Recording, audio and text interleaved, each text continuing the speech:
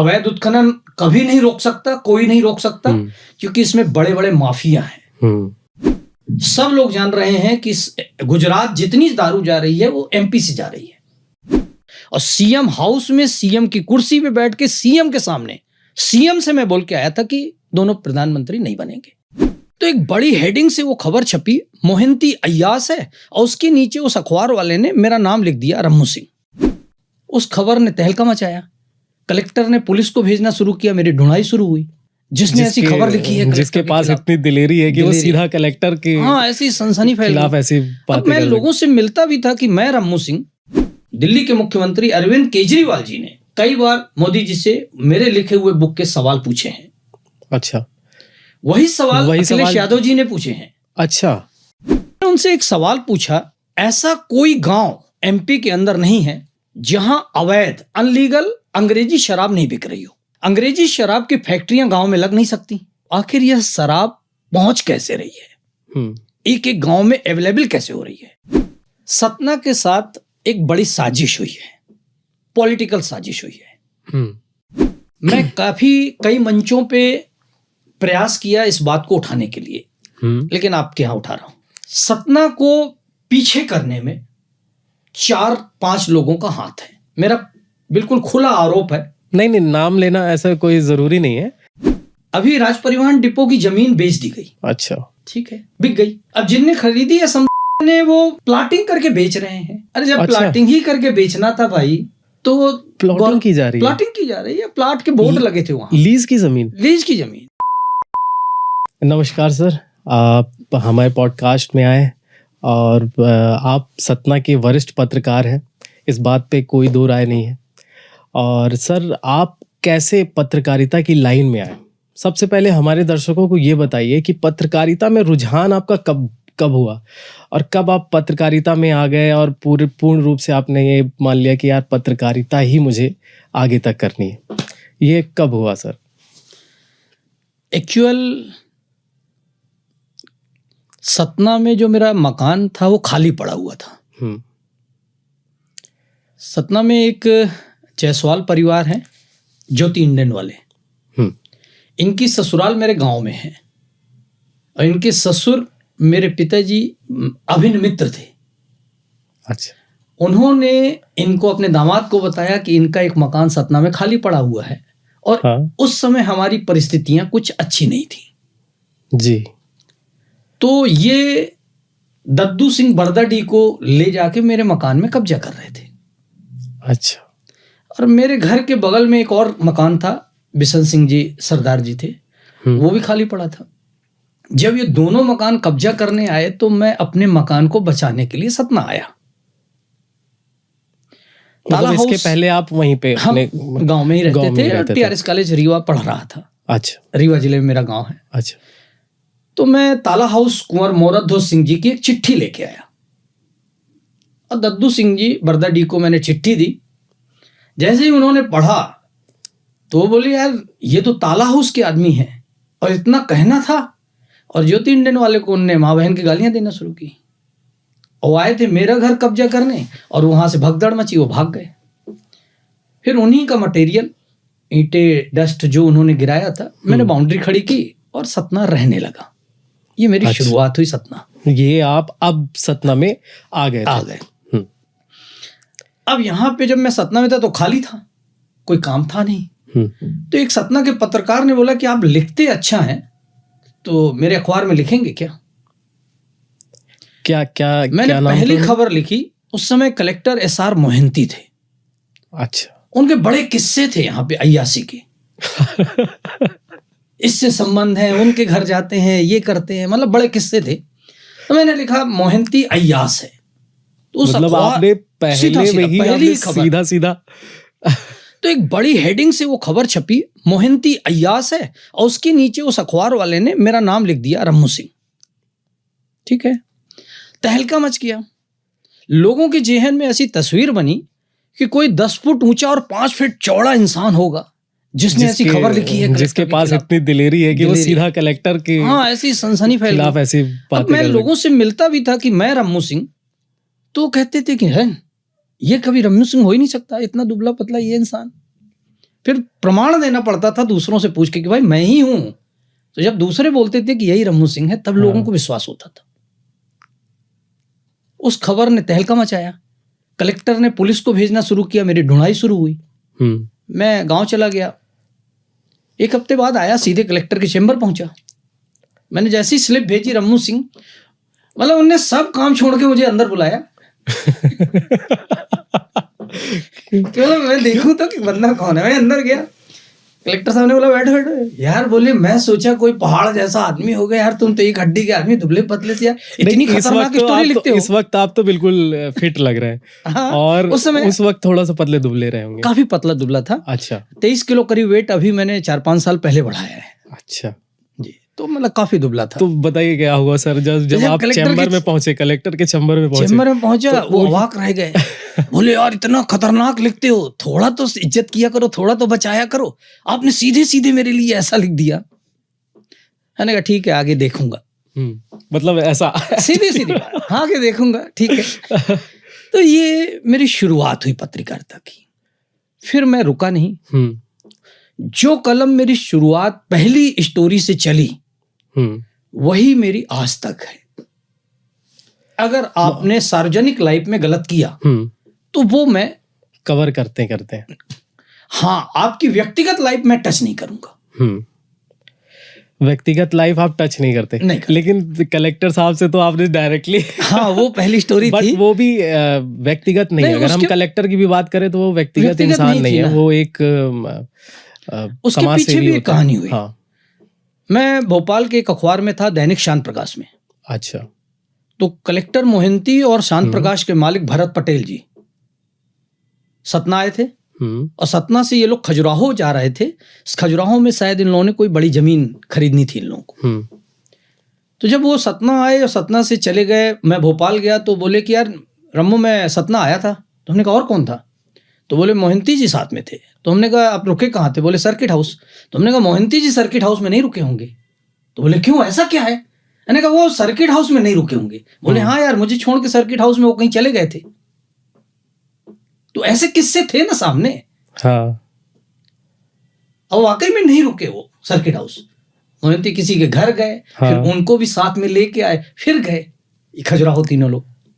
अच्छा, आपके बारे में एक किस्सा है जो बड़ा प्रचलित है। क्या? उस वक्त के तत्कालीन गृह मंत्री भूपेंद्र जी से आपकी किसी बारे में चर्चा हुई थी, शराब माफिया या अवैध शराब के ऊपर, जो उस वक्त काफी चर्चा में रहा।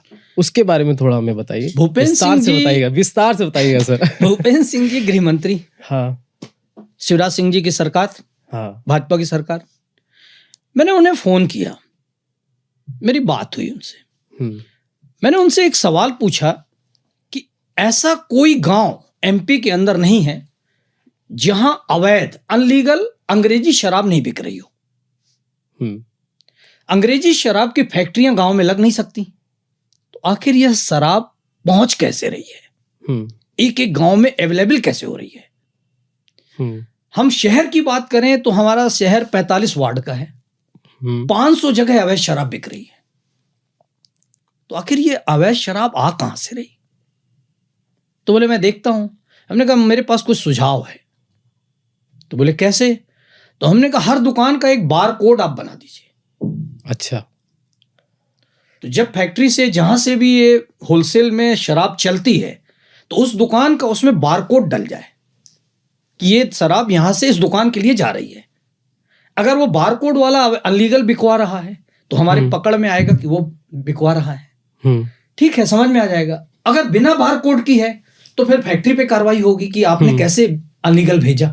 लेकिन शराब माफिया सरकार सिर्फ 2 चीजों में चल रही है, एक दारू एक बालू। दारू और एक बालू।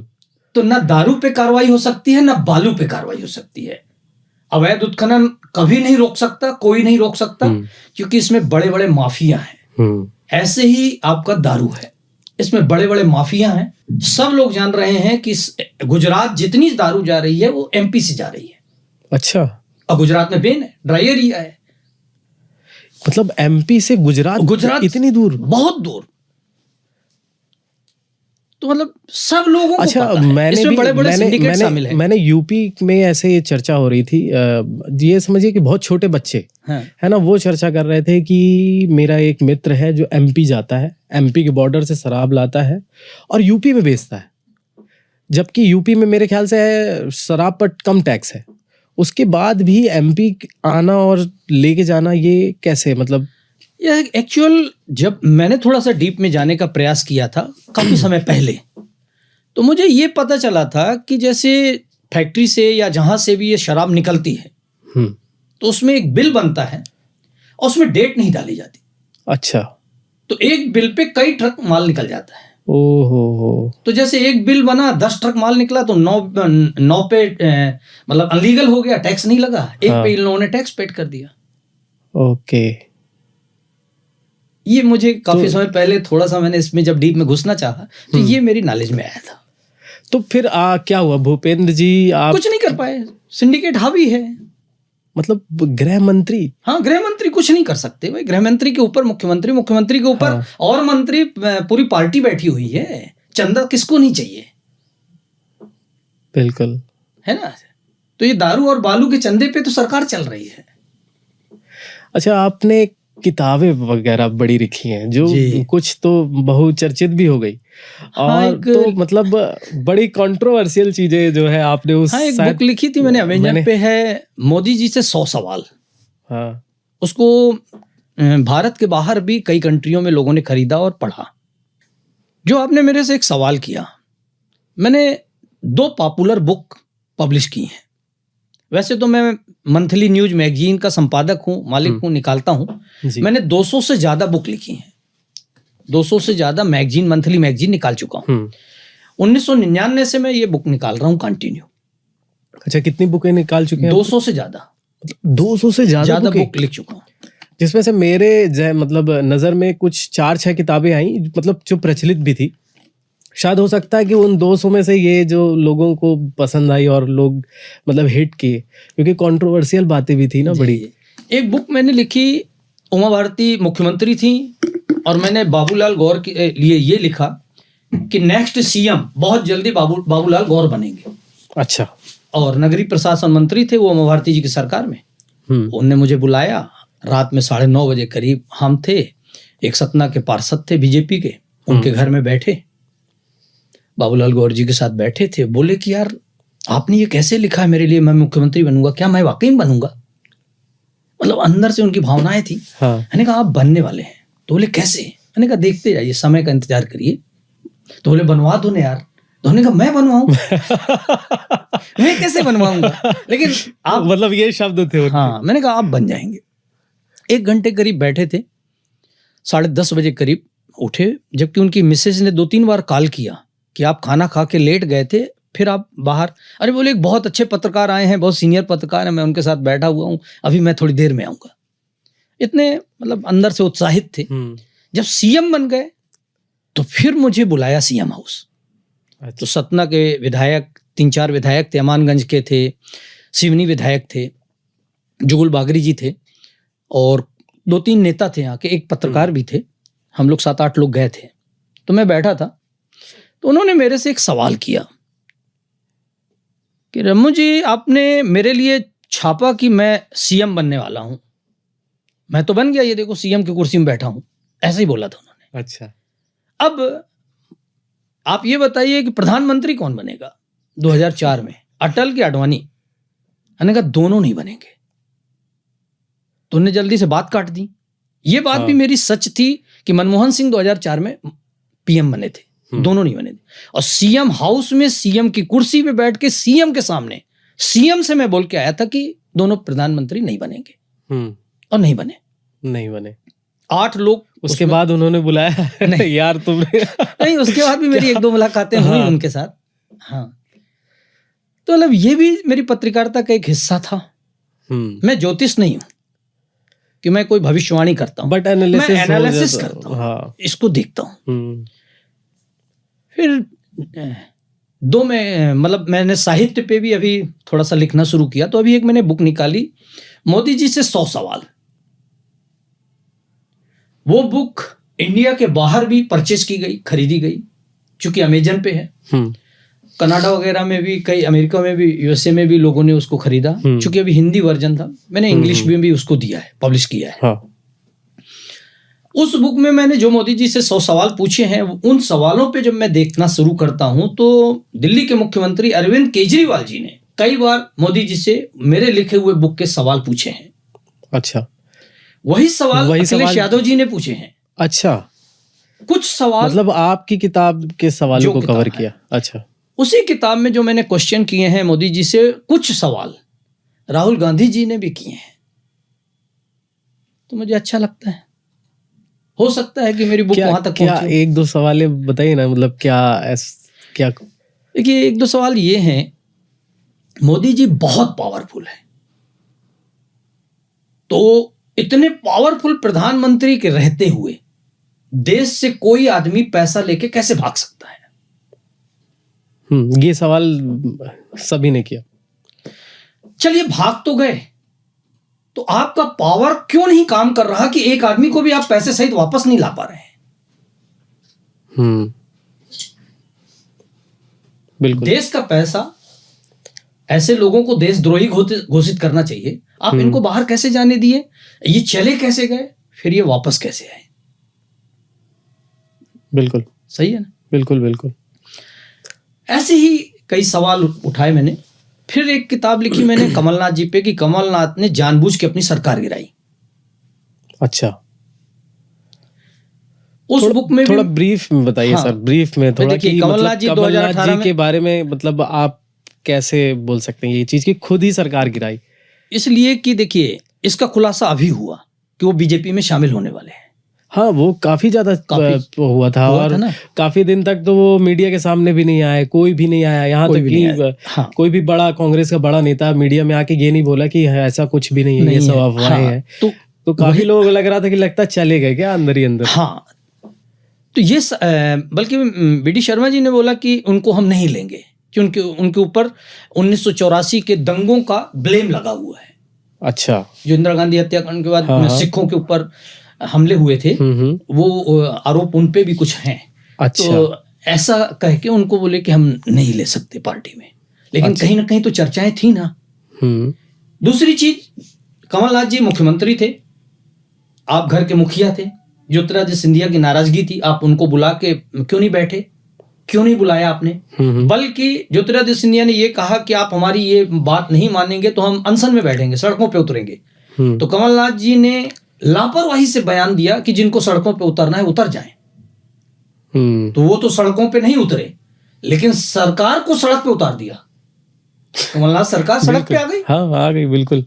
तो ये तो कर दिया ना। हाँ। तो ऐसा बयान देने के बजाय आप बैठ सकते थे। जब मेरी ये बुक पब्लिश हुई, इसके बाद अभी कुछ दिन पहले दिग्विजय सिंह जी ने एक बयान दिया है कि कमलनाथ जी ज्योतिरादित्य सिंधिया को बुलाना चाहते थे, बैठना चाहते थे, लेकिन सिंधिया जी आ ही नहीं रहे थे। अच्छा, वो पहले ही बीजेपी से मिल चुके थे। अच्छा, अब ये मतलब ये पक्ष भी, हाँ, ये पक्ष भी दिग्विजय सिंह जी ने अभी रखा। अच्छा, लेकिन दिग्विजय सिंह क्या कर रहे हैं? उनने कांग्रेस को मजबूत करने के लिए क्या काम किया? एमपी में कांग्रेस लगातार कमजोर होती गई, दिग्विजय सिंह जी ने क्या किया? दिग्विजय सिंह पर कोई भी क्लेम, ब्लेम, मुकदमा आज तक क्यों नहीं हुआ? 10 साल दिग्विजय सिंह जी की सरकार थी, 1993 से 2003 तक। 2003 में बीजेपी ने खूब प्रचारित किया कि दिग्विजय सिंह की जिस फाइल को टच करते हैं उसमें भ्रष्टाचार नजर आता है। लेकिन सरकार में आने के बाद 2003 से लेकर 2024 तक में बीजेपी ने क्या दिग्विजय सिंह के खिलाफ कोई एक फाइल खोली? बिल्कुल कोई जांच कुछ भी नहीं, लगभग सबके ऊपर। बल्कि उमा भारती जैसे ही सीएम बनती हैं तो दिग्विजय सिंह के छोटे भाई लक्ष्मण सिंह जी बीजेपी ज्वाइन कर लेते हैं और उनको बीजेपी गले लगा लेती है, सहर्ष पार्टी ज्वाइन करवा लेती है। ऐसा ही एक वाकया अभी हुआ 2018 में। शिवराज सिंह के सगे साले कांग्रेस में कमलनाथ से सदस्यता ले लिए, जैसे इनको पता हो कि अब सरकार हमारी नहीं बनेगी, इनकी बनेगी। और कांग्रेस ने उनको टिकट भी दे दी विधानसभा की। ये सब मिले हुए हैं, सब एक हैं। साठ गांठ की राजनीति है। बीजेपी सत्ता में है, तो कांग्रेसियों के काम नहीं रुकते, कांग्रेस सत्ता में है तो बीजेपी वालों के काम नहीं रुकते, काम किसी के नहीं रुकते। अच्छा और सर, ये सिर्फ पब्लिक को लड़ाए रखते हैं। बिल्कुल, उसी से तो उनका चलता राजनीतिक रोटी सेकती है। ये बात तो लगभग सभी जान गए। अच्छा, वन नेशन वन लॉ की इस समय काफी बात चर्चा हो रही है, तो आप इस विषय में क्या सोचते हैं, वन नेशन वन लॉ के बारे में? हमारा जो बेस तैयार होता है किसी भी समाज का, वो तैयार होता है शिक्षा से। वन नेशन वन एजुकेशन क्यों नहीं? बिल्कुल सही, बिल्कुल सही। वन नेशन वन एजुकेशन का मामला क्यों नहीं उठाते ये लोग? बेस तो हमारा वही है ना। क्योंकि हमारे यहां सबसे विकट स्थिति क्या है कि हम किसी प्रतिभा का सम्मान नहीं करते। कोई अच्छा डॉक्टर बना, वो विदेश भाग जाता है क्योंकि वहां उसका सम्मान है। सिर्फ पैसा ही नहीं है, हाँ, जो प्रतिभाशाली व्यक्ति है वो सम्मान चाहता है। उसको रिसर्च के लिए जगह चाहिए, पैसे चाहिए, चीजें चाहिए, सम्मान भी चाहिए। वो अच्छा चीज वहाँ इंजीनियर available है उत्तर नहीं वो मिलेगा। बाहर है, अच्छा साइंटिस्ट है वो बाहर है। बिल्कुल। ऐसा क्यों? क्योंकि हमारे यहाँ सिर्फ एक आदमी को महत्व मिलता है, वो है नेता। हर तीसरे घर में हमने एक नेता बना डाला। बिल्कुल, हाँ हाँ, कोई सिर्फ हमको नेता चाहिए। हाँ। तो हमारा फोकस नेतागिरी में क्यों है? हम एजुकेशन पे फोकस क्यों नहीं करते? तो मेरा मानना है कि सबसे पहले इस देश में जरूरत है वन नेशन वन एजुकेशन की। सरकारी स्कूल में वही किताब चलेगी, प्राइवेट स्कूल में वही किताब चलेगी। किसी भी स्कूल में आप पढ़ने जाओगे तो किताब एक जैसी होगी। ऐसा क्यों नहीं कर रहे हो आप? बिल्कुल बिल्कुल बिल्कुल होना एक चाहिए। जैसी बुक, एक जैसे लेसन, चाहे गरीब का बच्चा गांव में पढ़ेगा, चाहे कहीं पढ़ेगा। नर्सरी तक की किताबें, आप अपने ही 10 कदम दूर जाइए दूसरी स्कूल में, आपको किताबें हर स्कूल में दूसरी किताबें लग रही, हर अपनी किताबें, पैसे दे के किताब खरीदवाई जा रही। ये किताब 600 की है, यही लगेगी। ये किताब 400 की है, यही लगेगी। तो सिर्फ पैसे देख के हमको किताबें पढ़ाई जा रही हैं।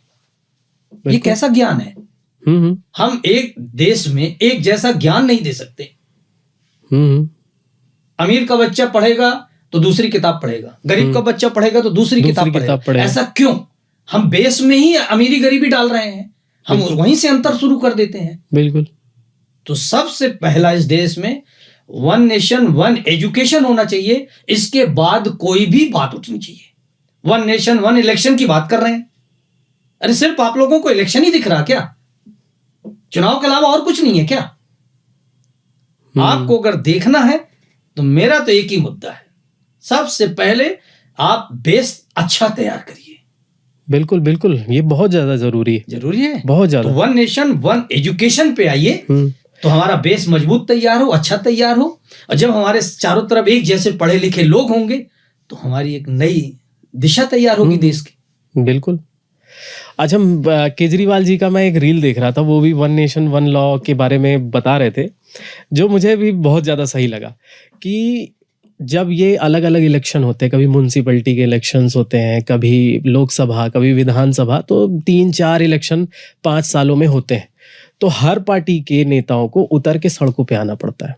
आप देख रहे हैं कि मुख्यमंत्री, प्रधानमंत्री भी जो है वो रोड शो कर रहे हैं, तो उतर के सड़कों पे आना पड़ता है और रूबरू जनता से मिलना पड़ता है कि भाई हमने ये काम किया है या इस स्टेट पे ये काम किया है, तो भाई हमें वोट दीजिए। अगर गलती से वन नेशन वन लॉ हो गया और एक बार किसी नेता को रोड में आना पड़ा तो 5 साल तो वो बिल्कुल भूल जाएगा कि मैं हूं क्या, है ना। 5 साल तो वो चाहे वो डिक्टेटर बन सकता है, बहुत अच्छा भी बन सकता है ना। मैं मानता हूँ कॉस्ट कम हो जाएगा, बिल्कुल सही बात है।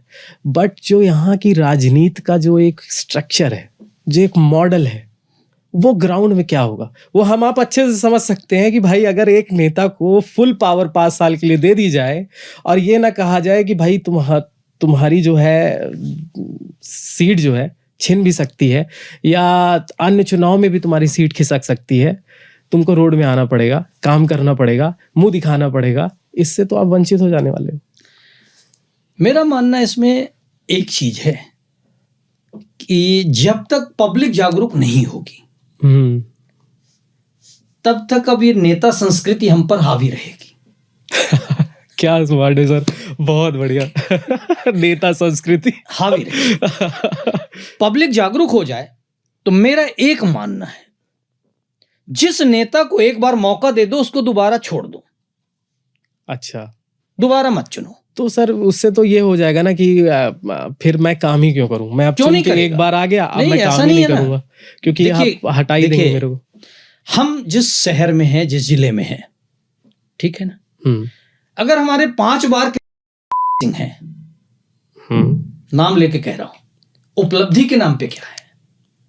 आज रेलवे स्टेशन हमारा 3 प्लेटफॉर्म पे है, 300 ट्रेनें निकलती हैं। रीवा में 15 ट्रेन भी नहीं है, 5 प्लेटफॉर्म बन चुके हैं।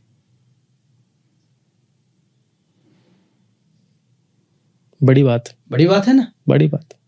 अगर हम सांसद बदल दें तो ऐसे ही है दूसरी चीजें। भाई हम बगल में देख रहे हैं नागौद, 6 बार 7 बार विधायक, फिर भी नागौद में सबसे ज्यादा सिंहपुर में शराब बिक रही है, गांजा बिक रहा, अवैध मादक पदार्थ मिल रहे हैं। हमने क्या किया पब्लिक के लिए? जब तक हम शिक्षित नहीं होंगे, हम जागरूक नहीं होंगे, तो हम सवाल नहीं पूछेंगे, तो हम अंधभक्त टाइप बने रहेंगे, जो है ठीक है, ठीक भाई, चलते रहिए। तो हमें मानसिक रूप से सोचना पड़ेगा कि 5 साल अगर इस बंदे ने मेरे लिए अच्छा काम किया है तो हम दोबारा मौका देंगे, नहीं तो नहीं देंगे। हम बदलना सीखें, लीग के फकीर बने, हम पार्टी के फकीर नहीं बने कि ये बीजेपी का है इसको वोट देते चलो, ये कांग्रेस का है इसको वोट देते चलो। अरे छोड़िए बीजेपी, कांग्रेस, बीएसपी, कोई पार्टी नहीं। बंदा अच्छा है उसको वोट दीजिए, आगे बढ़ाइए व्यक्तिगत रूप से। तो जो कि बिल्कुल यहाँ पे नहीं चलता, यहाँ पे बिल्कुल तो भी नहीं है। यहाँ की राजनीति में तो सिर्फ पार्टियां घुसी हुई हैं, पार्टियां देखते हैं, पैसे देखते हैं, जो जितना ज्यादा इमोशनल खेलते हैं। अब अचानक हिंदुत्व खतरे में हो गया। अरे भाई 70 साल हो गए आजादी के, 75 साल हो गए, खतरा नहीं था, अब अचानक अभी खतरा कैसे हो गया? बिल्कुल, तो बस ऐसे ही है, इमोशनल गेम खेलिए। अच्छा, जब मैं सतना में आया और यहाँ सर्वे कर रहा था तो रीवा और सतना को काफी ज्यादा, हर व्यक्ति, जब मैं सर्वे में लोगों से पूछ रहा था चीजों के बारे में, यहाँ के बारे में, तो रीवा और सतना को हर बारी के साथ कंपेयर किया गया, हर एक सिंगल व्यक्ति के द्वारा। मतलब मैं किसी भी व्यक्ति से पूछा, उसने कुछ बात करने के बाद ये बात छेड़ दी कि सतना और रीवा का कंपेयर करना स्टार्ट कर दिया। तो ये कंपैरिजन ये कैसे, मतलब कि रीवा कैसे आगे बढ़ गया, सतना कैसे पीछे रह गया, इस पे थोड़ा सा ब्रीफ में चर्चा करते हैं ये, क्योंकि ये मुझे लगता है कि सतना के लोगों के लिए ये बहुत ही सेंसिटिव मुद्दा है। देखिए, सतना के साथ एक बड़ी साजिश हुई है, पॉलिटिकल साजिश हुई है, ठीक है ना। मैं कई मंचों पे प्रयास किया इस बात को उठाने के लिए, लेकिन आपके यहां उठा रहा हूं। सतना को पीछे करने में 4-5 लोगों का हाथ है। मेरा बिल्कुल खुला आरोप है। नहीं, नाम लेना ऐसा कोई जरूरी नहीं है। शिवराज सिंह चौहान पहले साजिश करता सतना को पीछे करने में। अरे बाप रे। दूसरे गणेश सिंह, तीसरे राजेंद्र शुक्ला, चौथे संजय पाठक कटनी। मतलब आप एक 5वें और हैं, सच्चे वाले पत्रकार हैं, डर किसी से नहीं। इन लोगों ने सतना को, शुरू से लेकर अभी तक, सतना को गर्त में ले जाने का प्रयास इन लोगों ने किया। सतना को डाउन करने के लिए रीवा को काफी डेवलप किया गया। अब बेस में अपन समझें, शिवराज सिंह चौहान मुख्यमंत्री बने, सतना से मंत्री उन्होंने बनाया नागेंद्र सिंह जी को। मैंने 2-3 बार नागेंद्र सिंह जी से बात की कि आप एक बार मुझे इंटरव्यू दे दीजिए, आप जब भी सतना आए मुझे समय दे दीजिए। उन्होंने नहीं दिया समय। अच्छा, जाने क्यों मुझे ऐसा लगता है कि नागेंद्र सिंह जी को मंत्री तो बनाया गया, लेकिन उनको ये इंटरनल कहा गया कि आप पूरे एमपी का काम देखिए, सतना छोड़ दीजिए, पावर नहीं दी गई, सतना का आप मत देखिएगा। वो जब भी आते थे उचेहरा उतर के और नागौद चले जाते थे, सतना नहीं आते थे। तो क्यों? ये मेरा बड़ा सवाल है उनसे। नागेंद्र सिंह जी को सतना के लिए काम नहीं करने दिया गया। फिर हम लोगों को राज्य मंत्री दिए गए, रामखिलावन पटेल दिए गए, पहली बार विधायक, पहली बार मंत्री। अब प्रतिमा बागरी दी गई हैं, पावरलेस मंत्री। क्या पावर है? 1 साल के अंदर उन्हें क्या दिया? कोई एक प्रोजेक्ट लेके आई हो तो बता दें। बिल्कुल ठीक है ना। अब राजेंद्र शुक्ला पे हम आरोप लगा रहे हैं, अभी उनके स्वास्थ्य मंत्रालय उनके पास है। हम लोगों को मेडिकल कॉलेज तो मिल गया, लेकिन मेडिकल कॉलेज के साथ हमको जो हॉस्पिटल चाहिए जिसमें मेडिकल के बड़े बड़े जो सीनियर डॉक्टर्स हैं ये प्रैक्टिस कहाँ करें? बिल्कुल बिल्कुल। तो हमको हॉस्पिटल के लिए पैसा नहीं मिल रहा, जो बहुत ज्यादा बेसिक नीड है ये। हाँ, मेरे बगल का, सतना के बगल का सीएम, मतलब डिप्टी सीएम बैठे हुए हैं राजेंद्र शुक्ला, और जिनके हाथ में स्वास्थ्य मंत्रालय है, और वो सतना को पैसे नहीं दे रहे हैं। 1 साल हो गया उनको। कब बजट देंगे, कब हॉस्पिटल बनना शुरू होगा, कब लोगों को यहां सुविधा मिलेगी? नहीं। तो हम सीधा आरोप लगा रहे हैं कि राजेंद्र शुक्ला नहीं चाहते कि सतना डेवलप हो। ऐसा क्यों? ऐसा क्यों? ऐसा इसलिए कि ये लोग सभी ये जानते हैं कि सतना जो पॉलिटिकल था वो कुंवर अर्जुन सिंह का क्षेत्र था। वो यहाँ से सांसद थे, हाँ, केंद्रीय मंत्री बने। इसके बाद उनके बेटे यहाँ से चुनाव लड़े सांसद का।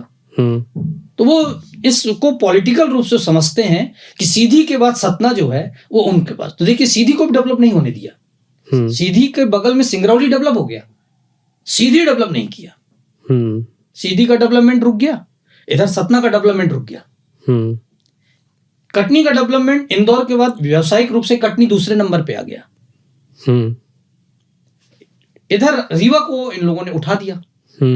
सतना का व्यापार, सतना से जो व्यापार होता था वो यहां से लेके चाकघाट, सिंगरौली और छतरपुर, टीकमगढ़ तक व्यापार होता था। आज सारा व्यापार खत्म हो चुका। बिल्कुल बिल्कुल, क्योंकि मैंने व्यापारियों से भी बात की तो उनका यही दुख था कि आज व्यापार नहीं बचा। सतना को व्यापार से तोड़ दिया गया। हाँ, जो थोक व्यापार था यहाँ वो तोड़ा गया। उसके भी कई रीजन है। हमारी गल्ला मंडी 3 जगह 4 जगह स्थानांतरित की गई। आज गल्ला मंडी ऐसी जगह पे है जहां नो एंट्री जोन में फंस रहा है। सांसद जी के घर के बगल में गल्ला मंडी है, आप पीछे से उसको रोड दे दीजिए ना डिग्री कॉलेज तक। हाँ हाँ हाँ। तो डिग्री कॉलेज से पीछे से गाड़ियां आएंगी, किसान आएंगे और जाएंगे, तो वहां पे कम से कम ये जेल रोड और ट्रांसपोर्ट नगर वाली रोड से भी कनेक्ट किया जा सकता थे ना। हाँ? तो आपने उधर भी कोई ध्यान नहीं दिया।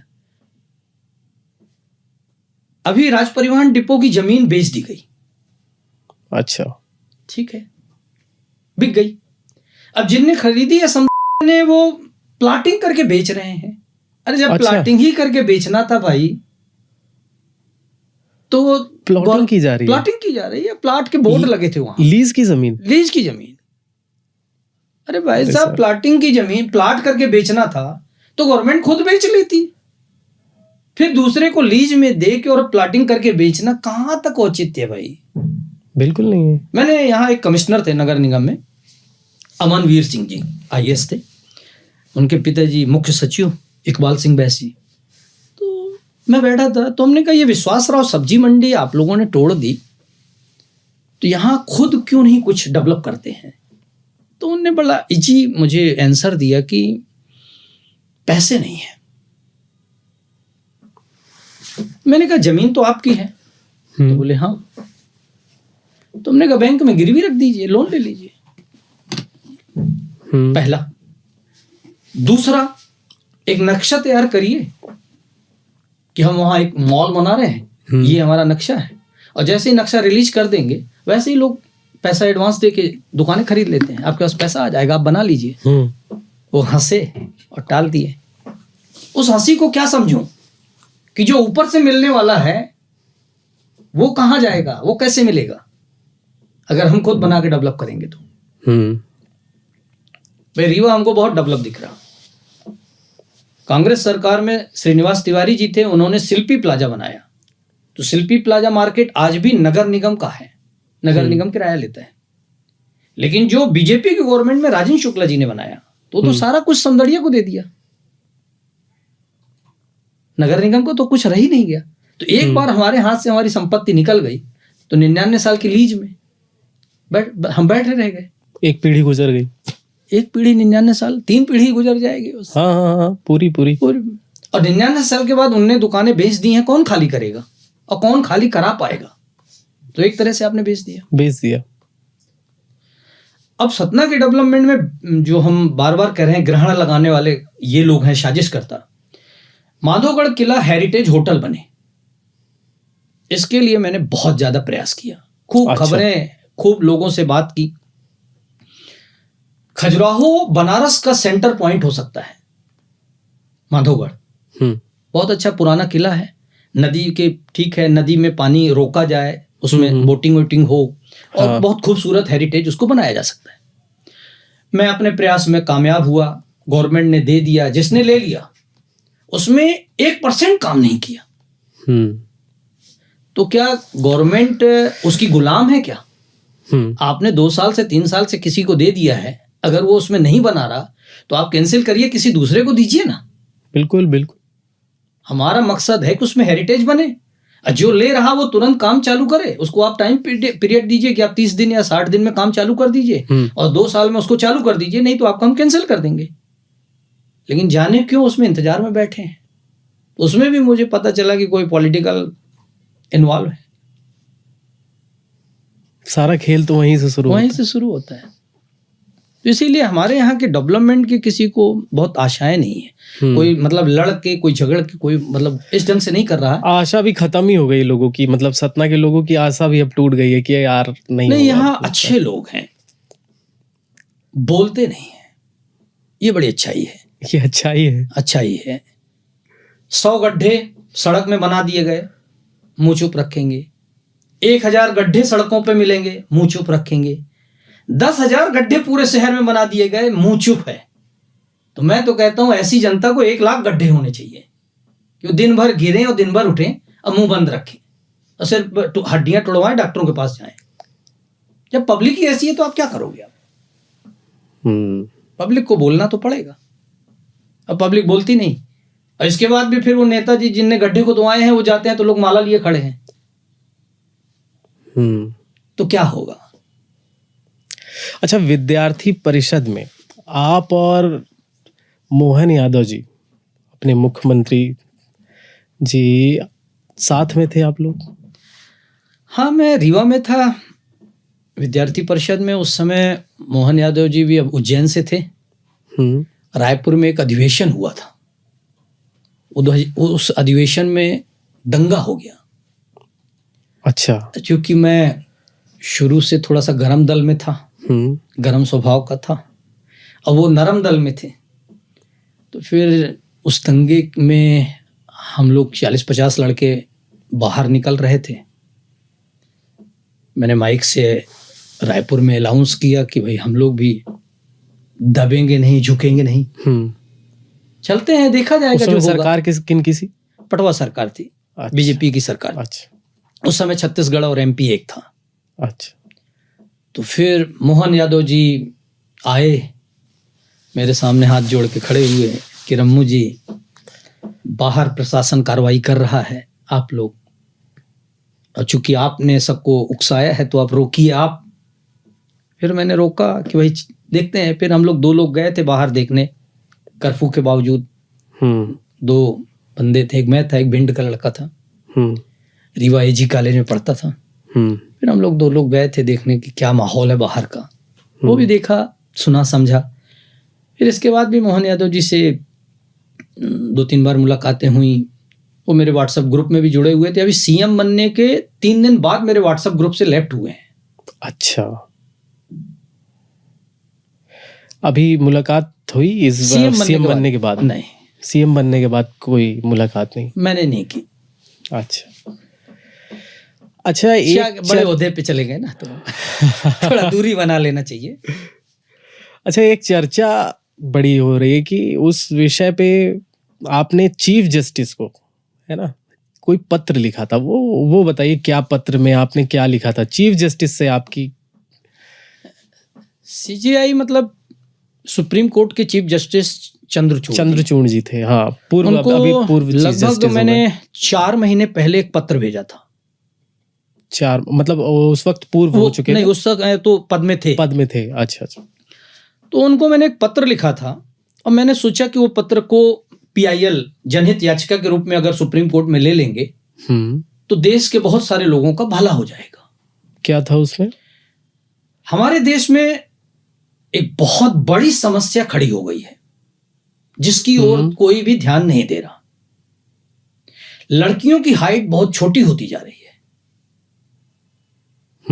लड़कियों की हाइट आप देखिए जनरली बिल्कुल तो बिल्कुल। बहुत छोटी होती जा रही है। पहले लोग कहते थे कि पैतृक रूप से माता या पिता लंबे होंगे तो बच्चे लंबे होंगे, लेकिन ऐसा नहीं है। अभी मैं देख रहा हूं, क्योंकि मैंने कई जगह देखा, दिल्ली में देखा, कॉलेज में, कि जनरली आप देखिए तो लड़कियों की हाइट बहुत मतलब अनुमान से छोटी होती जा रही है और लड़कों की हाइट जनरली 6 फीट होती जा रही है। आखिर ये बेस में अंतर क्यों? इसके पीछे एक बहुत बड़ा रीजन है, उसको लेके मैंने एक पत्र लिखा था। क्या क्या रीजन आपको लगता है इसके पीछे, क्या रीजन हो सकता है? अभी एक मामला महाराष्ट्र का उठा है, छोटा सा मतलब हिंट कर रहा हूं, नहीं खुल के नहीं बोल रहा हूं इस विषय पे, अच्छा, क्योंकि कभी ना कभी इसको मैं बड़े स्तर पे मामले को उठाऊंगा। जी जी। तो अभी ये महाराष्ट्र में उठा है कि एक 6 साल की बच्ची को पीरियड्स हुए हैं। तो आखिर 6 साल 7 साल और जनरली अब 8 और 9 साल में पीरियड्स होने लगे हैं। बिल्कुल। तो जो 6 साल की बच्ची, जिसको अगर हम गांव की भाषा में या देसी भाषा में कहें कि जिसको नाक पोंछने का सहूर नहीं, जो नाक पोंछने की भी मतलब अपने अंदर वो नहीं रखती कि अच्छे से हम अपना परिपक्वता नहीं है, साफ सफाई नहीं रख सकते, उसको पीरियड से देखना पड़ रहा है। अभी एक कंट्री शादी लीगल कर रही है 9 साल की बच्चियों से, मुस्लिम कंट्री ने, अरे कि 9 साल की बच्चियों से शादी कर सकते हो, वो लीगल है। क्या हो रहा है? तो हम अदर कंट्री पे तो कोई डिसीजन नहीं कर सकते, बिल्कुल बिल्कुल, लेकिन अपने कंट्री पे तो हम कुछ कर सकते हैं ना। ये पीड़ा थी मेरे मन में कि आखिर ये बेसिक जो अंतर हो रहा है ये बहुत बड़े हमारे यहाँ एक खाई खड़ी कर देगा। बिल्कुल बिल्कुल। मैंने भी इस विषय पे रिसर्च किया था, तो मुझे जो लगता है, ऐसा मुझे पर्सनल लगता है कि जो हम अपने उर्वरक यूज़ कर रहे हैं ना, जो हम पेस्टिसाइड्स यूज़ कर रहे हैं, ये उसका प्रकोप है। क्योंकि हम हर एक खाने में चावल, गेहूं, दाल, हम जो भी अनाज अभी उगा रहे हैं, ऐसा कोई अनाज नहीं बचा, ऐसा कोई पौधा नहीं बचा, यानी कि हम जो सब्जियां खा रहे हैं अनाज की बात छोड़ दीजिए, पेस्टिसाइड्स डाल के उसे जल्दी ग्रो नहीं कराया जा रहा है। जो फल यूज कर रहे हैं, मैंने उस पत्र में लिखा था कि पहले केले को पकाते थे उसमें कार्बाइड में, तो 24 घंटे लगते थे। केला कच्चा रखा, उसमें कार्बाइड डाला, 24 घंटे पकता था। अब मैं देख रहा हूं कि सिर्फ 2 सेकंड में केला पक रहा है। एक ऐसा केमिकल है जो 2 बूंद एक बाल्टी में डाल देते हैं और उस बाल्टी में ऐसे रख देते हैं, केले को ऐसे डाला पानी में और निकाला और टांग दिया, वो पक गया। तो वो कितना खतरनाक केमिकल होगा। बिल्कुल बिल्कुल। तो इतने खतरनाक केमिकल हम यूज कर रहे हैं खाने पीने में। हमारी मिठाइयाँ नहीं बची, हमारे फल नहीं बचे, हमारे मतलब फ्रूट, ड्राई फ्रूट, कोई चीज, हमारा खाना नहीं बचा, हमारा पानी नहीं बचा, कोई भी ऐसी चीज नहीं बची जो हमारे केमिकल नहीं यूज हो रहे हैं। बिल्कुल बिल्कुल। तो जो पेस्टिसाइड विकसित देशों में बैन लग चुके हैं, बंद हो चुके हैं, वो इंडिया में बिक रहा है खुलेआम, वो हमारे यहाँ खुलेआम बिक रहे हैं, खुलेआम यूज किए जा रहे हैं। हमारे यहाँ कैंसर के इतने मरीज बढ़ते जा रहे हैं। 3-3, 4-4 मोदी जी के केंद्रीय मंत्री इसी में खत्म हो गए कैंसर में। लेकिन हम सोचने पे बिल्कुल, बस हम एक ही चीज सोच रहे हैं, हिंदू मुस्लिम, हम एक ही चीज सोच रहे हैं कि मंदिर मस्जिद। अरे भाई कम से कम देश हित में भी तो कुछ सोचो। अब जैसे मेरा एक मुद्दा था मोदी जी से कि आप चाइना के ऐप तो बंद कर रहे हैं, लेकिन अश्लील साइट्स क्यों नहीं बंद कर रहे हैं? माना कि नेताओं को प्रिय है, नेता बहुत देखते हैं, तो भाई खरीद लें। कुछ पकड़े गए ना भाई विधानसभा लोकसभा में देखते हुए, वीडियोस तो कुछ आए थे ना। अरे तो भाई इतना ज्यादा नेताओं का ध्यान देख रहे हो, पब्लिक का क्यों नहीं देख रहे हो? कलकत्ता में कांड हुआ डॉक्टर के साथ, वो आदी था वो देखने का, अश्लील साइट्स देखने का आदी था। हाँ, वो बता पोर्न रहे थे वीडियोस कि के मोबाइल में मिले, उन्होंने देखा था और उसके बाद वो गया। घटना की थी। अभी भोपाल में एक 3 साल की बच्ची के साथ घटना हुई, एक टीचर ने की, उसके मोबाइल में 100 क्लिपिंग मिली हैं अश्लील। तो अश्लील साइट क्यों नहीं बंद कर रहे हैं भाई आप? क्या आपके क्या चला जाएगा? फिर यहाँ पे वही आ रहा है, चंदा और पैसा। मतलब हम अश्लील साइट बनाने वालों से भी चंदा और पैसा ले रहे हैं क्या? क्यों हम इस पे ध्यान नहीं देते? ये हमारी बेसिक चीजें हैं। अब मोदी जी को हर आदमी कहता है कि बहुत पावरफुल है, तो एक दिन में चाहे तो बंद कर सकते हैं। तो जब इतने कांड, इतनी सारी चीजें सामने उभर के आ रही हैं, तो आपको तुरंत बंद कर देना चाहिए इसको।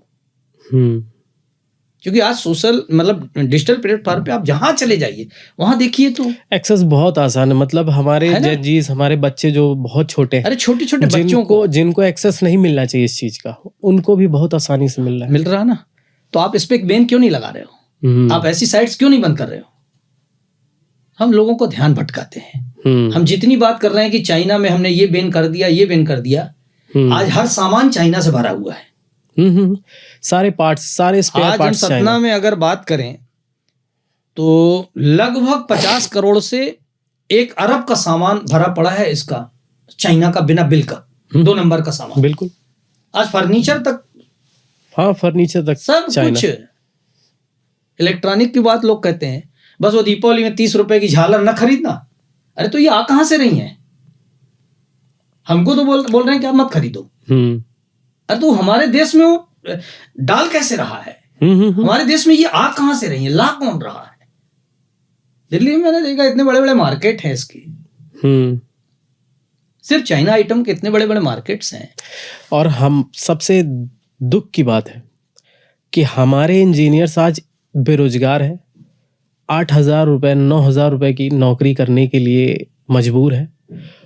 और यहाँ का इंफ्रास्ट्रक्चर ऐसा, यहाँ की पढ़ाई ऐसी कि उनके पास स्किल नहीं है, वो कुछ भी बना ही नहीं पा रहे हैं, है ना।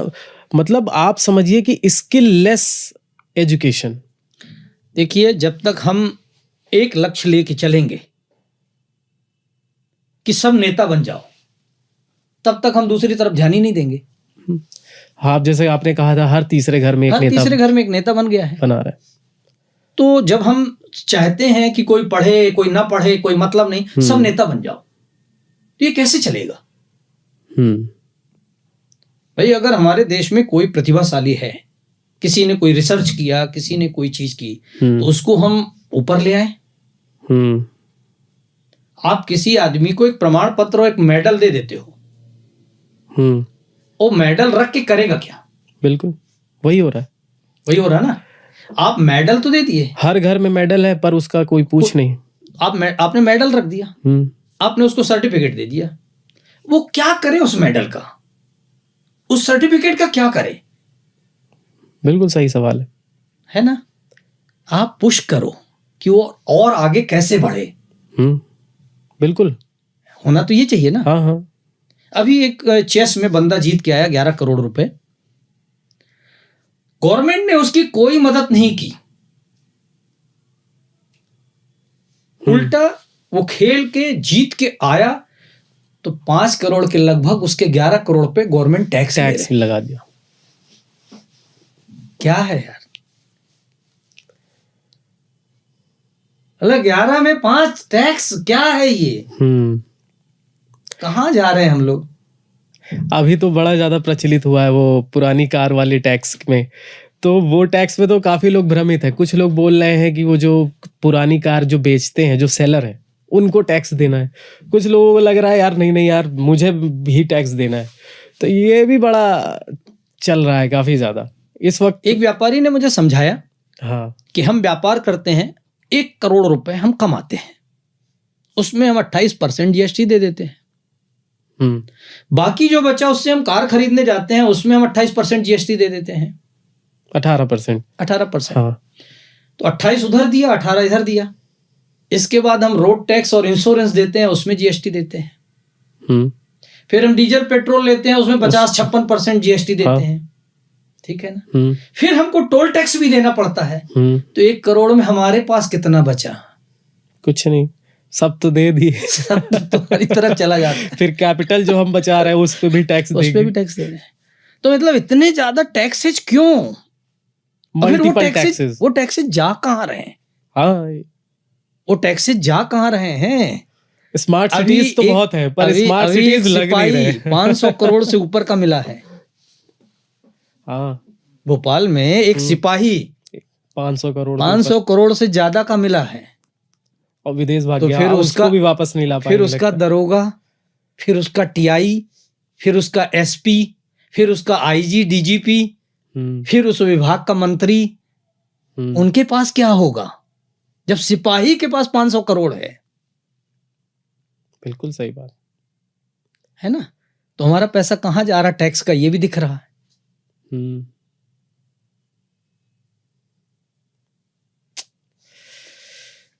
मतलब देश का भविष्य जो है इस चर्चा में तो मैं खुद उस पे आ गया कि यार देश का भविष्य किधर जा रहा है। नहीं तो हमको इसीलिए बहुत सारी चीजें बदलने की होती हैं जिस पे हमारा कोई ध्यान नहीं है। वन नेशन वन एजुकेशन से हमको शुरू करना होगा, और ये सबसे लास्ट वाले पॉइंट को पहले उठा रहे हैं, वन नेशन वन इलेक्शन। ये सबसे लास्ट है। सबसे पहला होना चाहिए वन नेशन वन एजुकेशन। जीने के लिए एक इंसान को मूलभूत सुविधाओं में सड़क, बिजली, पानी, शिक्षा, स्वास्थ्य, बस यही चाहिए। हम ये भी नहीं दे पा रहे हैं।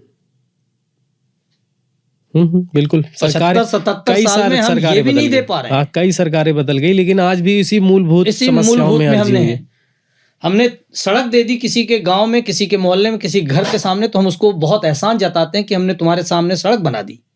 अरे ये भाई साहब, ये हमारी मूलभूत सुविधा है, जिसके लिए हम टैक्स पे करते हैं, सब कुछ, और मल्टीपल टैक्स पे करते हैं। अच्छा, बोलेंगे ये कि हमने दिया है। हाँ, अरे आप अपने घर से सैलरी लाके दियो कि जमीन बेच के दियो? बिल्कुल। अरे हमने चुना है आपको। हाँ, हमने चुना है उस कुर्सी के लिए। हाँ। आप क्यों दे दोगे? हमने तुमको बैठाया है वहां पे। इस ताकत को तो भूल गई जनता भूल गई ना। हाँ। तो जनता को अपनी ताकत पहचानना होगा पहला। हाँ। वो तब आएगी जब एजुकेशन, बिना एजुकेशन के नहीं होगा। मुझे मतलब मेरी उम्र बहुत ज्यादा तो नहीं है, पर मुझे जहां तक थोड़ा बहुत याद है कि जब 1 रुपए पेट्रोल बढ़ 50 पैसे पेट्रोल बढ़ जाता था तो लोग सड़कों पे आ जाते थे। 20 पैसे में यही बीजेपी बैलगाड़ियां लेके चल देती थी। है। हाँ। पानी अगर नहीं आ रहा है तो लोग सड़कों पे आ जाते थे। 2 दिन पानी नहीं आया, लोग लेके बैठते थे, गैस सिलेंडर लेके बैठते थे। गैस सिलेंडर, लौकी और ये सब्जियों के भाव बढ़ते थे थोड़े से, तो आपने 100 रुपए 200 रुपए टमाटर बिकवा दिए। हाँ। है ना? लहसुन 400 रुपए बिक गई। आज तो अब बोलेंगे किसानों को फायदा हुआ। मैं गारंटी से कहता हूं किसानों को कोई लाभ नहीं हुआ। इसमें बिचौलिए खा गए। बिचौलिए कैसे खा गए? उनने बहुत सारी लहसुन डंप कर दी और मनमाने रेट बेचे। गवर्नमेंट क्या कर रही? सरकार का क्या दायित्व है? जबकि भंडारण पूरी तरीके से बैन है, उसके बाद भी होता है ना, दबिश में बहुत हो रहा है, बहुत कुछ है, बहुत हो रहा है। अच्छा, एक किस्सा और है नितिन गडकरी जी का। तो नितिन गडकरी जी से क्या भाई प्रश्न थे आपके? मैंने 2 बार उनको मेल भेजा। हाँ। एक बड़ा विषय था। मैंने एक एनालिसिस किया कि देश में कई हिस्सों में घूमा। मैं गडकरी जी से मिलने भी गया था, नागपुर उनके ऑफिस भी गया था। तो गडकरी जी के ही चेहरे के, शायद उनके कोई कजिन ब्रदर थे, उनके ऑफिस में, जनसंपर्क ऑफिस में बैठते हैं, उनसे मिला था। तो हमने कहा यार मिलवा दीजिए उनसे। तो बोले ऐसे कैसे मिल लेंगे? तो हमने विषय भी बताया। तो बोले ठीक है, आप अपना विजिटिंग कार्ड दे दीजिए, जैसा होगा। तो हमने कहा मैं बाहर से आया हूँ, तो आप 2 दिन पहले इन्फॉर्म कर देंगे तो हम उनसे मिल लेंगे, नागपुर आके मिल लेंगे। दिल्ली कहेंगे दिल्ली मिल लूंगा। लेकिन मुलाकात नहीं हुई। मैंने उन्हें 2 बार मेल किया।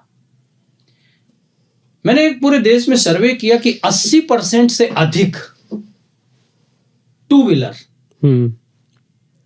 नियम का फॉलो नहीं करते। अच्छा, कैसे? हेलमेट, ट्रिपल सवारी, जो भी है, स्पीड, मतलब जो नियम है 2 पहिया वाहन चलाने के, वो नहीं मानते 80% से अधिक लोग। हाँ। सुप्रीम कोर्ट ने कई बार कई फैसले दिए हैं कि ऐसा नियम लागू किया जाए, ऐसा नियम लागू किया जाए एक्सीडेंट के, तो दुर्घटनाएं भी बहुत होती हैं। दुर्घटनाओं में बहुत सारी डेथ होती है, कई व्हीकल नुकसान होता है, वाहन टूट जाते हैं, लेकिन कई लोग अंग भंग भी हो जाते हैं जो जीवन भर फिर नहीं चल पाते। ऐसा भी होता है, सिर्फ उन पे दवाइयों का खर्च चालू रहता है और बेचारे किसी ढंग से वो जिंदा रहते हैं। तो ये पीड़ा थी मन में। तो मैंने एक नियम बनाया कि एक नियम मेरा बनाया हुआ अगर नितिन गडकरी जी सड़क परिवहन मंत्री हैं लागू करवा दे तो गारंटी के साथ कहता हूं कि 80% एक्सीडेंट रुक जाएंगे। गारंटी। 1 लाख से अधिक लोगों को पूरे देश में रोजगार मिल जाएगा।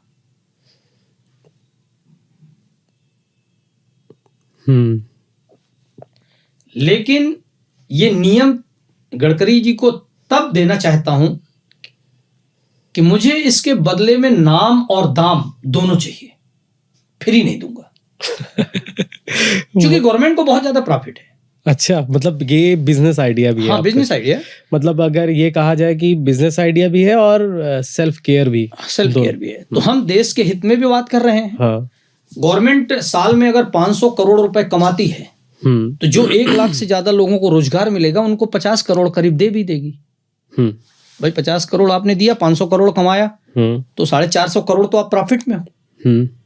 और प्लस आपके देश का नुकसान बच जाएगा, गाड़ियां नहीं टूटेंगी, लोग अंग भंग नहीं होंगे, लोग मरेंगे नहीं, एक्सीडेंट दुर्घटनाएं रुक जाएंगी, बीमा क्लेम नहीं देना पड़ेगा, बहुत सारे फायदे हैं आपके। बिल्कुल। तो वो तो देश हित की बातें भी हो गई। उस पे भी कोई रिस्पांस उन्हें नहीं दिया, कोई बात नहीं आई अभी तक। अच्छा, मतलब कोई रिस्पांस नहीं उधर से? कोई मेल का जवाब नहीं दिया। अच्छा, एक पर्सनल सवाल है आपसे। ये दाढ़ी वगैरह क्यों इतनी ज्यादा बढ़ा के रखा है आपने? क्या राज है इसका? देखिए, इसका कोई राज नहीं है। मैं धर्म से भी बहुत ज्यादा जुड़ा हुआ हूं। अच्छा। दाढ़ी बढ़ाने का मेरा वैसे प्रयोजन तो धार्मिक है। लोगों को तो मैं बता देता हूं कि शौक से रखा हूं। हाँ, कोई मैं बाबा नहीं बनूंगा। अगर बाबा बनूंगा तो कोई कुंडली देखना, भविष्य बताना, लोगों की समस्या हल करने वाला बाबा भी नहीं बनूंगा। हाँ। तो कैसे? मतलब मैं एक दुकान नहीं खोलूंगा। मतलब ये भी बड़ी बात बोल दी आपने। हाँ, सीधी बात है ना। ये सबकी एक दुकान मतलब है। छिपे में भी आपने खेल दिया। सबकी एक दुकान है, मैं दुकान नहीं खोलूंगा। है ना। धर्म एक धंधा बना दिया लोगों ने। जबकि धर्म जानने की चीज है और लोगों ने धर्म को मानने वाली चीज बना दिया है। उसमें कहानियां घुसेड़ दी हैं और समय समय के साथ नई नई कहानियां सामने आती जा रही। ऐसा आपको करना पड़ेगा, ऐसा आपको मानना पड़ेगा, नहीं तो ऐसा होगा। एक डर। धर्म ये नहीं कहता। लोग, मैं देख रहा हूँ कि लोग नई नई कहानियां पे कहानियां, एक ही कहानी के ऊपर कई कहानियां अपनी अपनी जोड़ते चले जा रहे हैं। अपनी जोड़ते चले जा रहे हैं। धर्म को लेकर अपनी अपनी जोड़ते चले जा रहे हैं। राम कथा जहां होती है वहां हनुमान जी आते हैं कथा सुनने। ठीक है। फिर कहते हैं जहां भागवत कथा होती है वहां कृष्ण भगवान जी भी आते हैं। ये भी ठीक है, मैं नकारूंगा नहीं किसी को। लेकिन कई कथावाचकों ने कई कांड कर डाले। तो जब भगवान उनकी कथा सुनने आते हैं तो भगवान उनको समझा के नहीं जाते कांड मत करो।